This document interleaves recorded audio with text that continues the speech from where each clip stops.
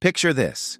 You're standing in front of a canvas, brush trembling in your hand, paralyzed by the thought of making a single wrong stroke. What if that fear of failure is the very thing keeping you from your masterpiece? This is the story of Maya, a young artist in Japan whose perfectionism nearly destroyed her dreams. Until she met an elderly potter who showed her a truth that changed everything. Sometimes what we call failure is actually the chisel that sculpts our greatest success. Maya sat on her apartment floor in Tokyo, surrounded by canvases that told the story of her paralysis. Watercolor landscapes stopped halfway through, oil portraits with blank faces staring back at her, sketches crumpled into tight balls and scattered across the tatami mats like fallen leaves. At 25, Maya possessed the kind of raw talent that made art professors stop and take notice. But talent meant nothing when her brush never moved past the first few strokes. The rejection letter from the Shibuya gallery still sat on her desk, its formal words burned into her memory. "We regret to inform you that your submission does not meet our current standards." Those 12 words had shattered something inside her. Since that day, 6 months ago, Maya started dozens of new pieces but completed none. Each brushstroke had to be perfect. Each color had to sing in harmony. Each line had to flow like water. But perfection is a demanding master, and under its weight, creativity suffocated.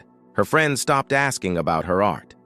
Her parents suggested she find a more practical career. Maya began to believe them. Maybe she was fooling herself. Maybe she should give up the dream that had carried her through art school and late nights painting until dawn.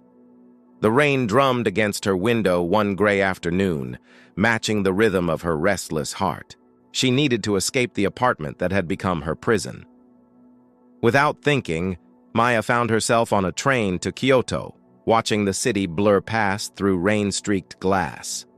The narrow streets of Kyoto led her feet to places her mind had not planned to go. She discovered a small pottery workshop tucked between a tea house and an ancient shrine. Through the open door, she could hear the soft hum of a pottery wheel. Maya stepped inside, drawn by the earthy smell of wet clay. An elderly man sat at his wheel, completely absorbed in his work. His weathered hands moved with the confidence of decades spent shaping clay. Maya watched as a beautiful vase took form under his touch, its walls rising gracefully, its curves elegant and strong. She held her breath, captivated by the dance between human hands and raw earth. Then it happened. The vase collapsed. In one moment, the graceful curves melted back into shapeless clay. Maya gasped, her hand flying to cover her mouth. She expected the man to curse, to slam his hands down in frustration, to throw the ruined clay across the room. Instead, Kenji smiled. Not a forced smile hiding disappointment, but a genuine expression of peace. His hands immediately began working the collapsed clay, kneading it, reshaping it into something entirely new. "Excuse me," Maya whispered, unable to contain her confusion. "Aren't you upset about the vase?" Kenji looked up, his eyes crinkled with years of wisdom. "Upset? No, child. Clay must be broken to become stronger.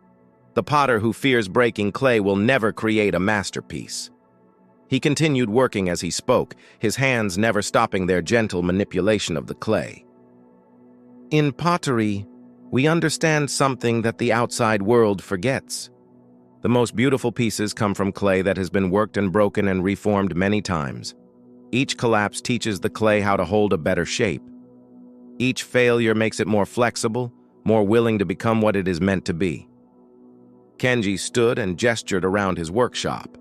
Maya's eyes widened as she took in the stunning ceramics lining the shelves. Delicate tea bowls that seemed to glow with inner light. Vases with flowing lines that captured the movement of wind through grass. Plates decorated with patterns that spoke of seasons changing. "Each piece you see represents dozens of failures," Kenji said quietly. "Broken attempts, clay that would not cooperate, glazes that cracked in the kiln. But without those failures, these beauties would never exist. Failure is not the opposite of success, young one. It is the raw material from which mastery is built.